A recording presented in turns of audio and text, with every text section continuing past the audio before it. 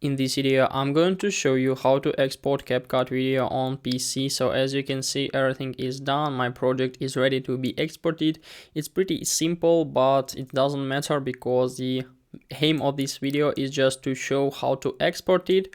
So all you need after editing is just to click on export button right up here in the right top corner. So if you click on it, our export settings will be opened, our export window will be opened, and now we are ready to set the title. For example, let it be like Steve.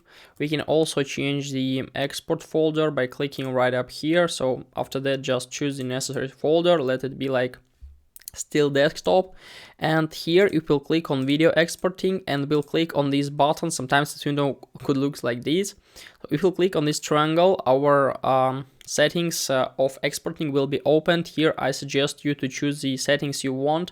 To choose the resolution, you can choose the highest or just a normal one.